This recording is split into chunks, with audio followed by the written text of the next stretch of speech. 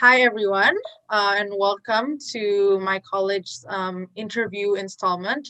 Today, we'll be starting a new series of interviews, not with academics anymore, but with students for change. And we'll be interviewing past first year students in our new series. So, we're starting this series by interviewing Alicia, and she's a third year student in international relations in CASS. Today we'll just be interviewing her on her first year experience. How was her first year experience? What's she up to now?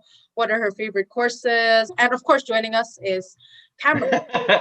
Hi everyone. I would just say thank you so much, Alicia, for agreeing to be interviewed by us. Hopefully, it's a fun and engaging interview for the audience, and hopefully you get something out of it as well. Happy to help kickstart this series. Fantastic, wonderful. So I suppose my first question is, obviously we heard from Nadia that you're a third year international student, international relations student, but that also means that you're an international student.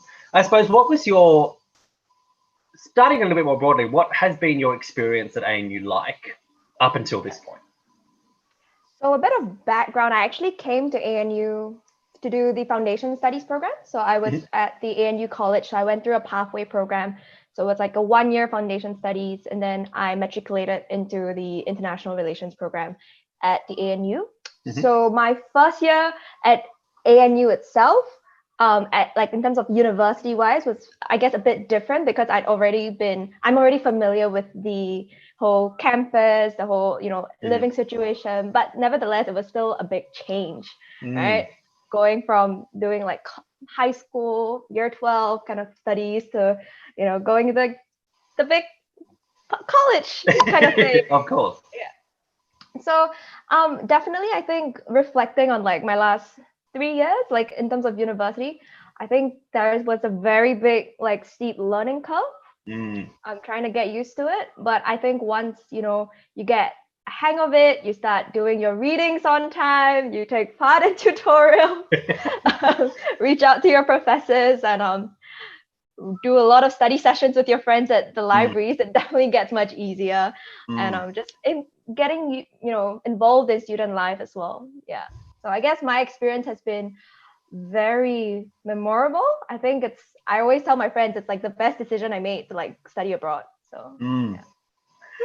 That's fantastic. I mean, there's a lot there to unpack, and I mean, we could spend a good hour on each of those topics. I suppose I just want to pick up on one. You mentioned that there's a lot of tips and tricks that you mentioned there for sort of succeeding at university.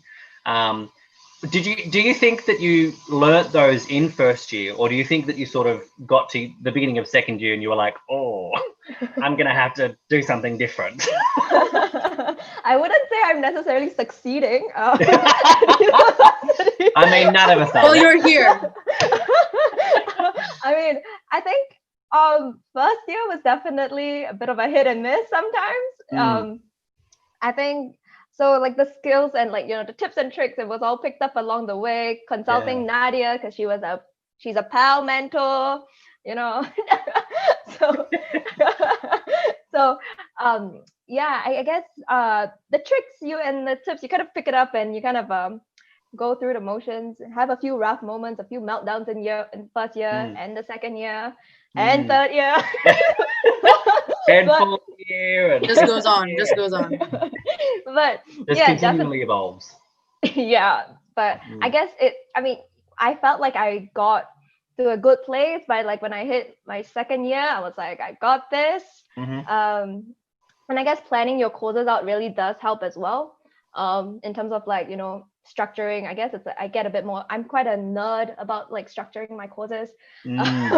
I am a big firm believer, like maybe like in your first sem, you do like your 1000 level courses, and then depending on how comfortable you are, then you start to get a bit, maybe in your first year you start to like prioritize, and maybe in your second year you take like a few 1000 level courses here and there to kind of space things out. That I think really helped me kind of get used to like the rigor and the jumps from like 1000 level, 2000, and now I'm going into like 3000 level.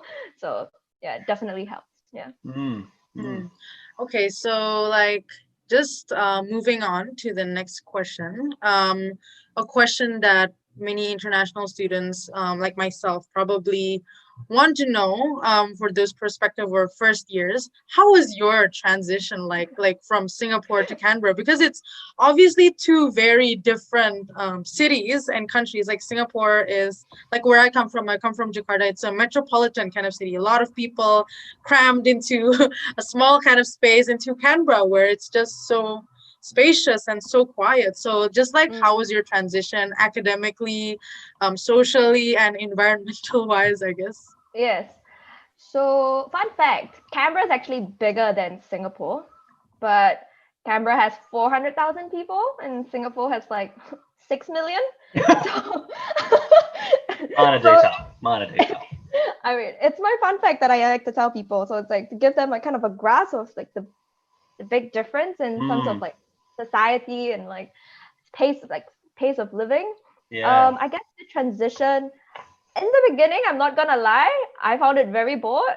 I was always trying to find friends to go down to Sydney with me on the weekends because I just was so used to like the city life. But after a while, you kind of get. I learned to really appreciate Canberra and like the quiet bush life. If anything, whenever I come back to Singapore, I tell my friends, I'm like, okay, give me a few days. I need to like get used to seeing so many people again. Like, gotta readjust. Yeah, definitely. But I think the community at ANU has always been very welcoming to international students. It's really, it's not, yeah. So it's very welcoming, and there are a lot of opportunities for you to get involved.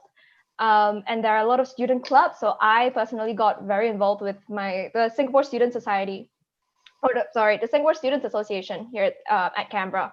So that was very fun. Kind of like gives you a bit of a semblance of home, but trying to cook like home cooked meals and everything. So I guess that really helped in terms of like transitioning away from what you're used to at home. And then academics wise, I guess it was a big thing. I realized, like, I remember it was like my first 2 weeks in my first year, and I realized how engaged and interested everyone was in class. That's something that I'm not used to.